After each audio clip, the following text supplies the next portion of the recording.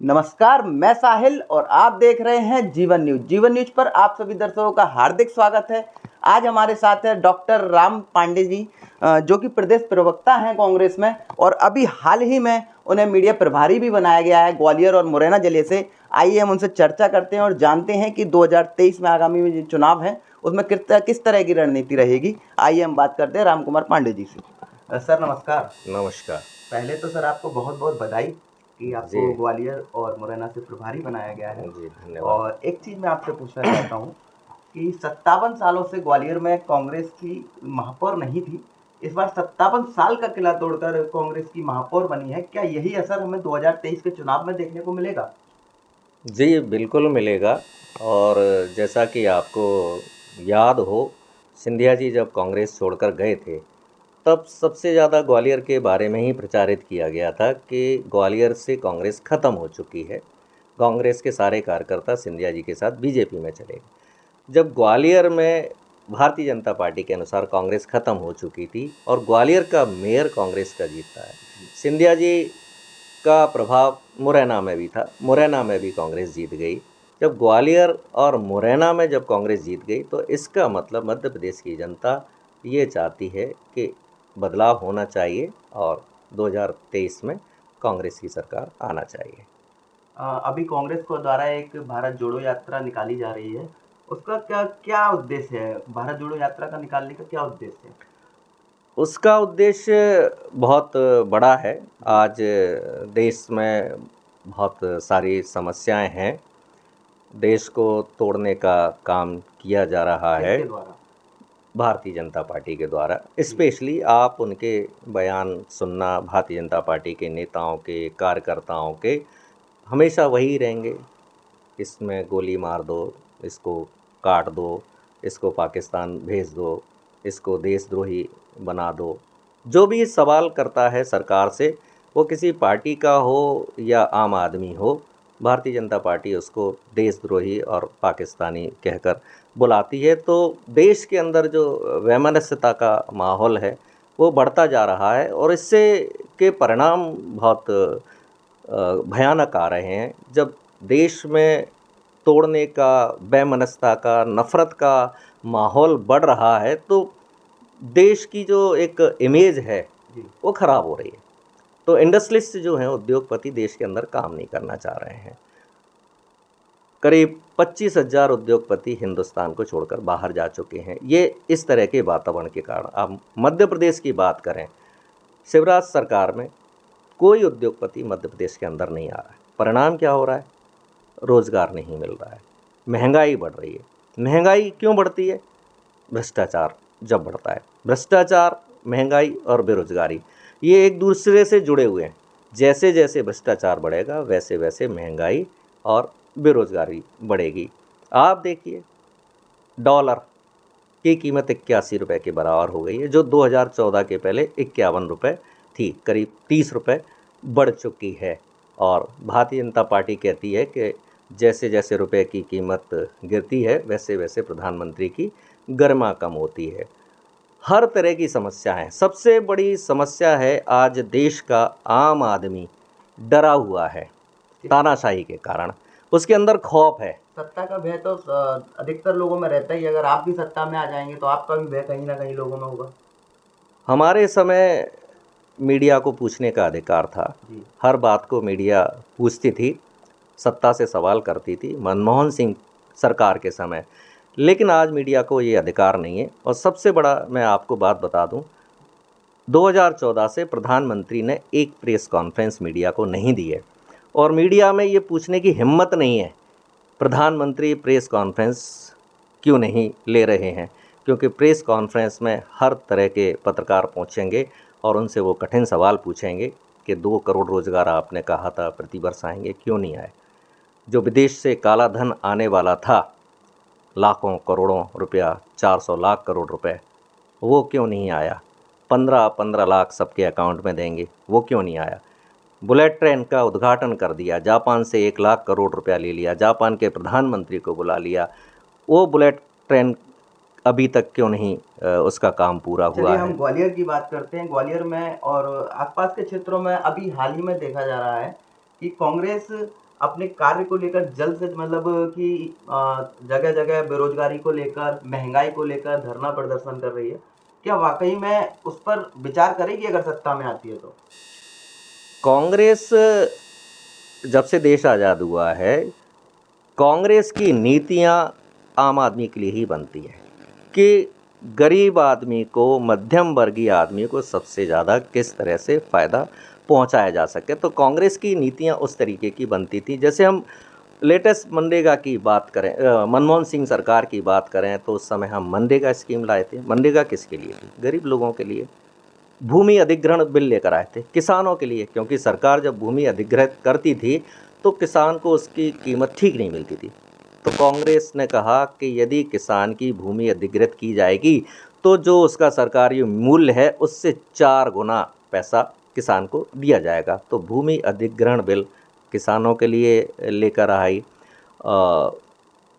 Food security bill, खाद्य सुरक्षा bill, कि हमारे देश में कोई भूखा नहीं रहना चाहिए, भोजन देना ये सरकार का काम है। ये मनमोहन सिंह सरकार के समय आया था और उसका फ़ायदा हमें कोरोना काल में मिला, क्योंकि कोरोना काल में मोदी जी ने स्वयं ने कहा था कि हम 80 करोड़ लोगों को राशन दे रहे हैं। वो स्कीम कांग्रेस ने बनाई थी खाद्य सुरक्षा अधिनियम के माध्यम से। राइट टू इन्फॉर्मेशन, भ्रष्टाचार बढ़ रहा है, कांग्रेस की सरकार है, कांग्रेस ने खुद ये नियम लेकर आया कि कोई भी भ्रष्टाचारी या सरकार की योजनाओं में कहाँ पैसा लग रहा है, कहाँ खर्च हो रहा है, तो राइट टू इन्फॉर्मेशन कांग्रेस सरकार लेकर आई थी, जिससे आम जनता सरकार की स्कीमों का, पैसे का सदुपयोग हो रहा है या दुरुपयोग हो रहा है, वो जान सके। तो कांग्रेस की जो भी नीतियाँ होती थी वो आम जनता के लिए होती थी। यहाँ तक कि मनमोहन सिंह सरकार के समय किसानों का 70,000 करोड़ रुपए लोन का माफ़ किया गया था। तो कांग्रेस सबके बारे में सोचती थी। आज वर्तमान हालात आप देखिए कि एक तरफ तो बेरोज़गारी फैल रही है, महंगाई हो रही है, भ्रष्टाचार बढ़ रहा है, और एक आदमी जो ऐसा है जिसकी 1600 करोड़ रुपए प्रतिदिन की कमाई है, अदानी की, और ये केंद्र सरकार के आशीर्वाद के कारण उनकी बढ़ती जा रही है।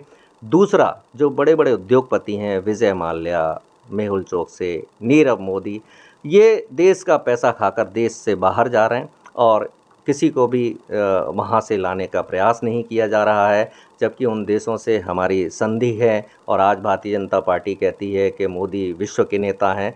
जब आप विश्व के नेता हैं तो फिर विजय माल्या, नीरव मोदी, मेहुल चोकसी को लेकर क्यों नहीं आ रहे? बात करते हैं मध्य प्रदेश की।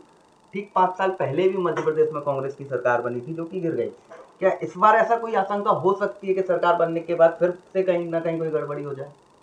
भाई, घर में चोरी होती है तो फिर प्रबंध और अच्छे किए जाते हैं, और जनता को भी अब समझ में आ गया है कि बहुमत बीजेपी के विरोध में देना है तो ज़्यादा से ज़्यादा बहुमत दिया जाए। क्योंकि पिछली बार जो बहुमत था 230 में से 114 सीटें कांग्रेस की थी, तो जनता को पता है कि यदि हम कांग्रेस को 150 से ज़्यादा सीटें देंगे तो भारतीय जनता पार्टी न खरीद पाएगी न तोड़ पाएगी। यदि बहुमत 80-90%, 90%, 2/3 होता है तो फिर उस सरकार को तोड़ना मुश्किल होता है। लेकिन ये बड़ी विडंबना है, कांग्रेस की केंद्र में सरकार थी 1984 में, 400, 450 से सीटें कांग्रेस की लोकसभा में ज़्यादा थीं। राजीव गांधी ने उस समय दल बदल विरोधी कानून बनाया था, जबकि दूसरी पार्टियों के लोग छोड़कर कांग्रेस पार्टी में ज़्यादा आते थे। लेकिन राजीव गांधी ने कहा नहीं, ये प्रथा गलत है, स्वस्थ लोकतंत्र होना चाहिए, और उन्होंने दल बदल विरोधी कानून बनाया। और उस दल बदल विरोधी कानून के कारण 2014 तक विधायक सांसद खरीदे बेचे नहीं जाते थे, इधर से उधर से सामान्य परिस्थिति में नहीं जाते थे। लेकिन 2014 से भारतीय जनता पार्टी ने सांसदों को, विधायकों को, खासकर विधायकों को खरीदना शुरू कर दिया, उनको दबाना शुरू कर दिया, लालच देना शुरू कर दिया। कई तरह के जो गलत हथकंडे थे वो अपनाने शुरू कर दिए। जी नहीं, हर पार्टी के। अब ये आप देखिए ना, उद्धव ठाकरे हिंदूवादी नेता, ठीक है, मैं मानता हूं कि वो भारतीय जनता पार्टी से भी ज़्यादा हिंदुत्व की बात करते थे उद्धव ठाकरे। अब वो हिंदूवादी नेता को भारतीय जनता पार्टी ने ख़त्म कर दिया, उनको धोखा दे दिया। उनके सारे लोगों को ईडी, सीबीआई, इनकम टैक्स के डर से, पैसे के लालच से उनको मिला लिया। उन्होंने अपने किसी सहयोगी को नहीं छोड़ा। 28 सहयोगी थे 2014 में भारतीय जनता पार्टी के साथ। इस तरह से भारतीय जनता पार्टी अपने 28 पार्टनर्स को, गठबंधन के लोगों को ख़त्म कर चुकी है। भारतीय जनता पार्टी केवल कांग्रेस के विधायकों के साथ ऐसा नहीं कर रही है, वह हर पार्टी के विधायकों के साथ ऐसा कर रही है। और सबसे बड़ी बात तो यह कि वो उसके गठबंधन के लोग हैं, उन्हीं को धोखा देती है। जब आप अपने दोस्तों को धोखा दे रहे हैं तो फिर आप दूसरे लोग तो आपसे इस तरह की उम्मीद कर ही नहीं सकते कि आप न्याय करेंगे। आपने कहा कि बीजेपी ने विधायक खरीदे। चलिए हम कहते हैं कि आपकी सरकार आती है और कहीं ना कहीं 2, 3, 4, 10 विधायकों की कमी होती है कि आप भी खरीदेंगे? नहीं, बिल्कुल बिल्कुल ये गलत प्रथा है। ये फिर लोकतंत्र का, संविधान का जब एक चीज़ गलत होती है तो हमें 1000 चीज़ गलत करना पड़ती है। जैसे भारतीय जनता पार्टी एक काम गलत करती है तो उसको 1000 करना पड़ती है। मैं मध्य प्रदेश सरकार की ही आपको बात बताता हूँ। इन्होंने मध्य प्रदेश कमलनाथ सरकार को गिराने का प्रयास किया तो इन्होंने विधायकों को कहाँ इकट्ठा किया? दिल्ली में। वहाँ से हेलीकॉप्टर से कहाँ ले गए? बेंगलोर। वहाँ 5 स्टार होटल में रखा। फिर अब मैं इसमें सबसे बड़ी बात यह है कि जिस समय विधायकों को खरीदा जा रहा था उस समय देश में लॉकडाउन लगाने की ज़रूरत थी, लेकिन विधायकों को खरीदने के कारण 1 महीने बाद लॉकडाउन लगाया गया और उस 1 महीने लॉकडाउन जो डिले किया गया उसके कारण हजारों लाखों लोग मर गए। तो भारतीय जनता पार्टी ने, शिवराज जी ने जो मध्य प्रदेश में सरकार बनाई है वो लाखों करोड़ों लोगों की हत्या करने के बाद ये मध्य प्रदेश सरकार बनी हुई है। इस बार तो ये चीज़ हमें कांग्रेस हो या बीजेपी हो, दोनों की नगर निगम चुनाव में भी देखने को मिला। सभापति बनने के दौरान दोनों ही, चाहे वो कांग्रेस हो चाहे वो भारतीय जनता पार्टी हो, दोनों ही अलग चली गई थी। एक दिल्ली गए थे और शायद कांग्रेस वाले इस साइड गए थे, कोरछा साइड, पता नहीं, जानकारी नहीं है कहाँ गए थे, लेकिन वो चीज़ तो उसमें भी देखने मिली छोटे से चुनाव में। यही तो कह रहा हूँ, ये सिस्टम 2014 के पहले नहीं था। विधायकों को इस तरह से 2014 के पहले नहीं भागना पड़ता था। पार्षदों को 2014 के पहले इसलिए नहीं भागना पड़ता था। 10 साल कांग्रेस की केंद्र में सरकार थी, ऐसे ड्रामा नौटंकी 2014 के पहले नहीं चलते थे। अब पार्टियों की मजबूरी हो गई है इस तरह के काम करना, लेकिन ये शोभा तो नहीं देता है। भारतीय जनता पार्टी के दबाव में, उनके षड्यंत्र के कारण, उनके पैसे के कारण ये सारे चीज़ें पार्टियों को करना पड़ रही हैं, जो कि गलत है। लेकिन हमारी सरकार जब भी आएगी इन सारी प्रथाओं को बंद करेंगे और जो दल बदल विरोधी कानून है उसको और मजबूत करेंगे। आज मोदी सरकार को क्या चाहिए? इतना दल बदल हो रहा है, उन्हें कोई इस कानून को, जो दल बदल विरोधी कानून है, इस कानून को और मजबूत करना चाहिए, लेकिन उसको मजबूत तो वो कर नहीं रहे क्योंकि हरी झंडी विधायकों को खरीदने की वहीं से मिली हुई है। चलिए, हमारे साथ थे डॉक्टर राम पांडे जी, जो कि प्रदेश प्रवक्ता भी हैं कांग्रेस के, और अभी हाल ही में मीडिया प्रभारी भी बनाया गया है ग्वालियर और मुरैना जिले से।